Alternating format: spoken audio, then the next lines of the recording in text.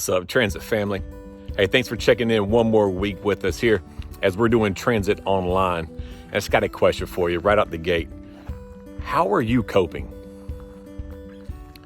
And that could mean anything, right? It could mean any sort of loss, any sort of heartbreak, any whatever it is. Like, how are you coping? The obvious one is the worldwide pandemic that we're in, right?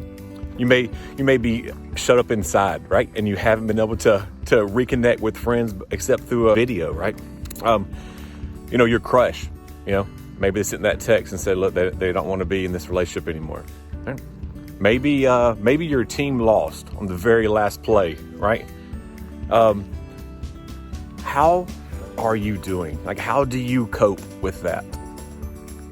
How do you cope with loss? Like, maybe you or a friend have experienced someone who's died here recently. Like, how do you process these emotions and these feelings? Maybe this is you. Maybe you take every possible feeling that would bring some sort of hurt and you just push it deep inside because addressing that, man, that's going to cause pain. That's going to be hard work.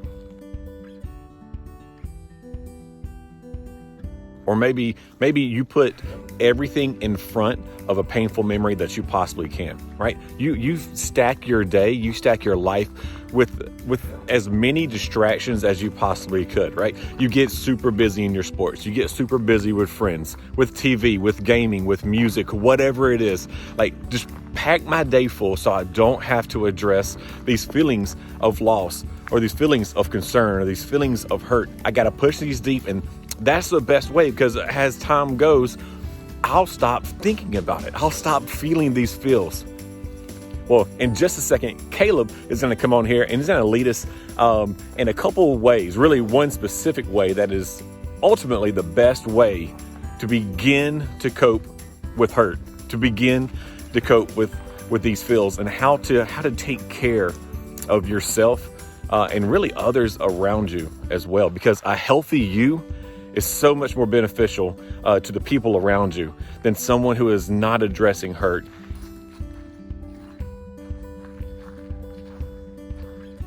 A healthy you is someone who can give back, right? A healthy you is someone who can help up someone else who's just gone through something.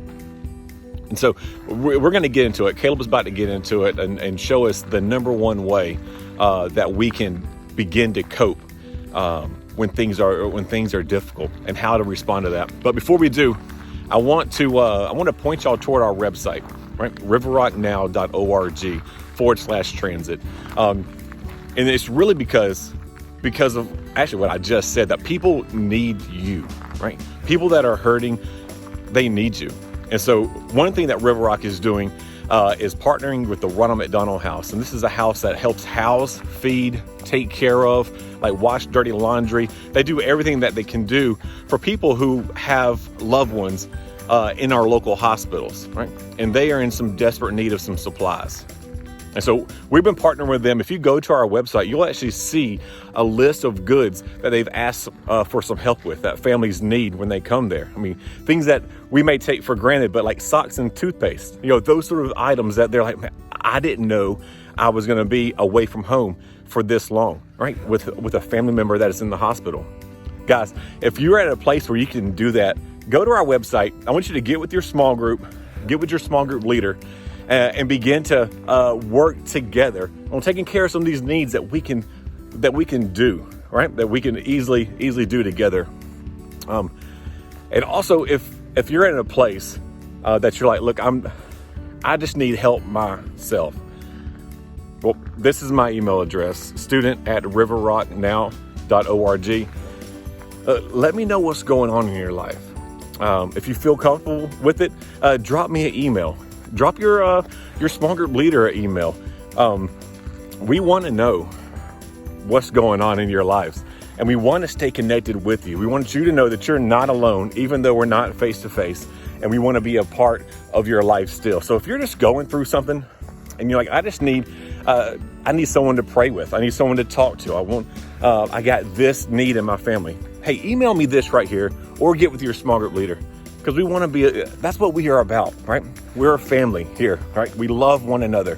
I want you to know that you are cared for. And so drop that email, contact your small group leader, contact your small group, whatever it is, all right? We want you to know that we are here for you.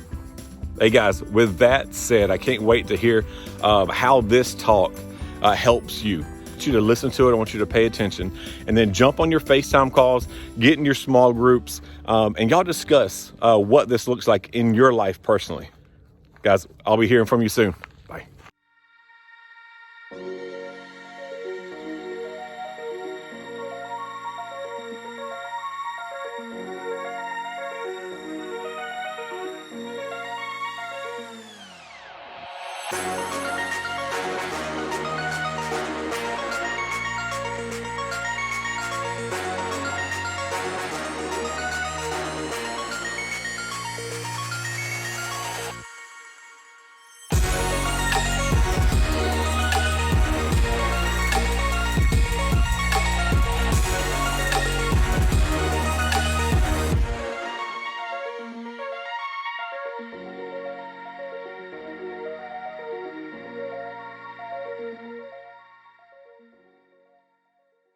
All right, I am ready to be judged. I'm ready.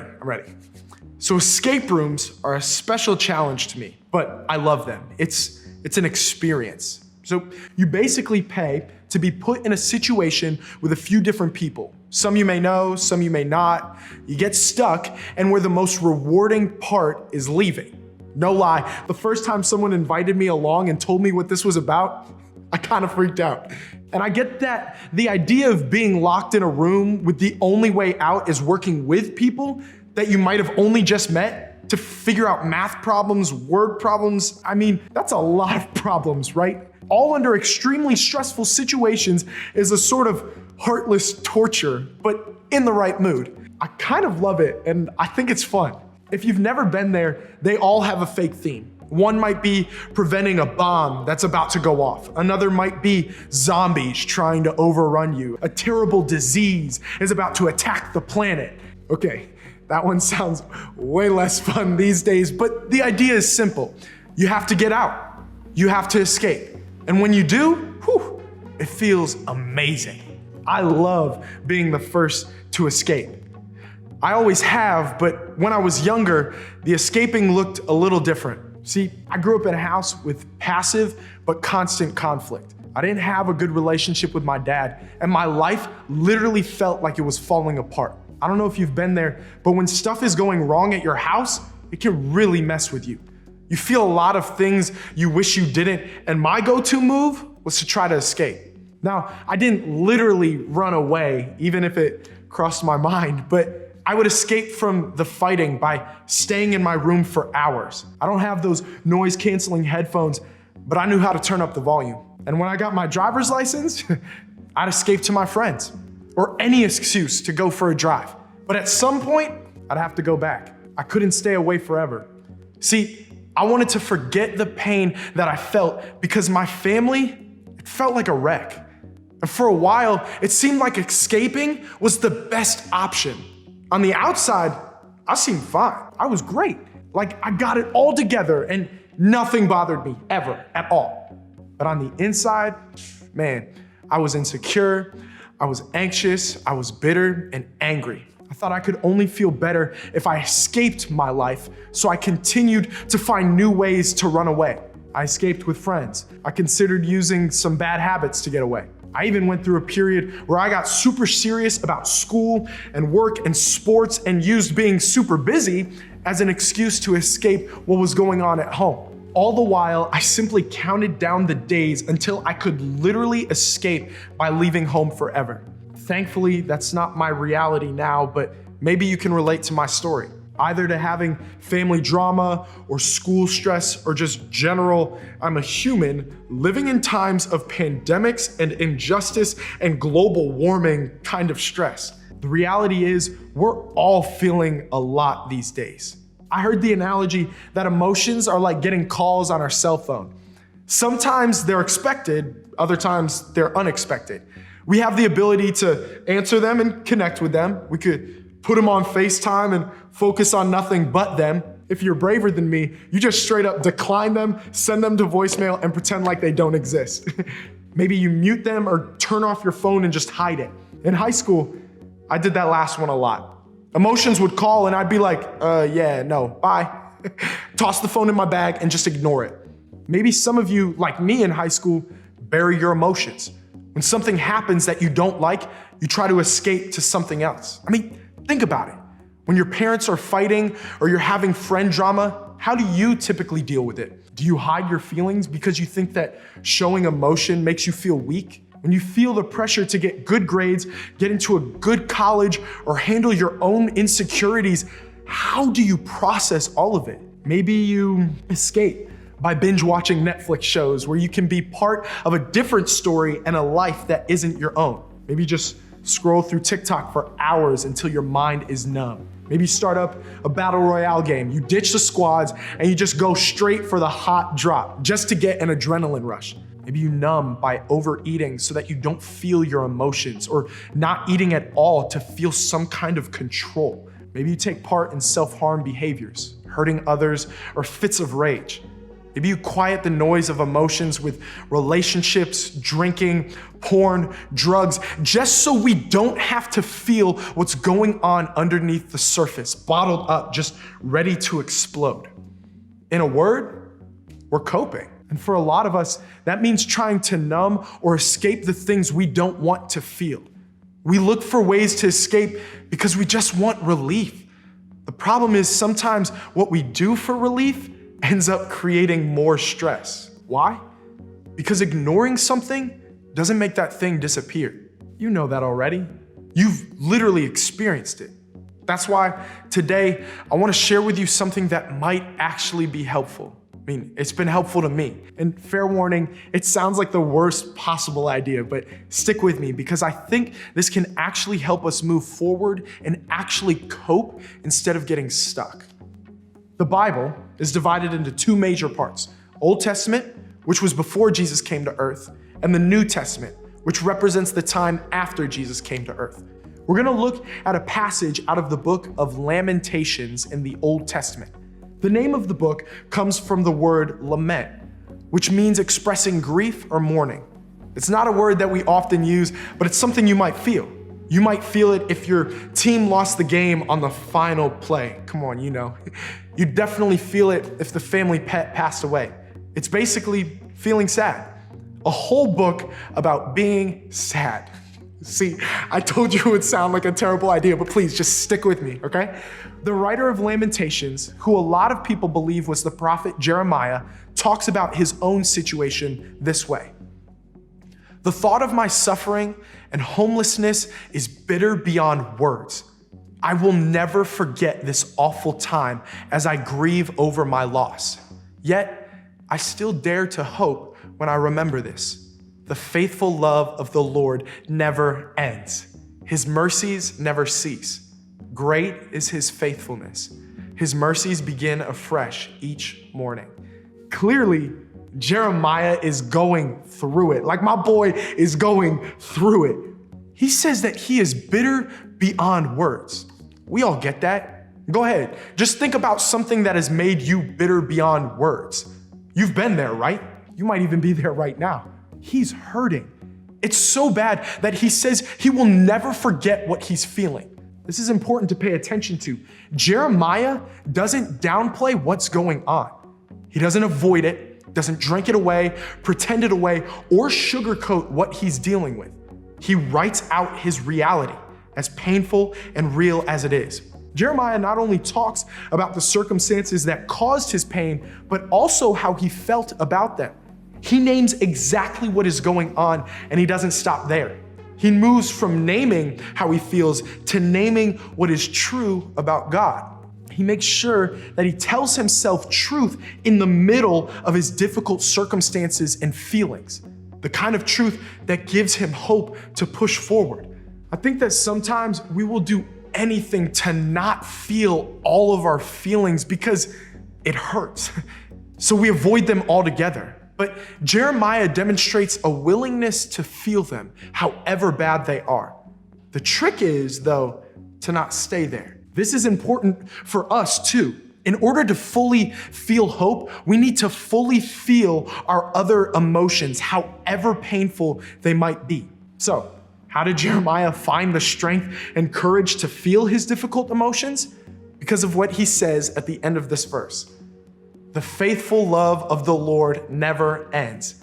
His mercies never cease. Great is his faithfulness. His mercies begin afresh each morning. Now, did you catch that?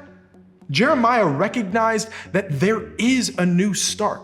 Every morning, guys, we get a fresh dose of hope, love, and promise from God.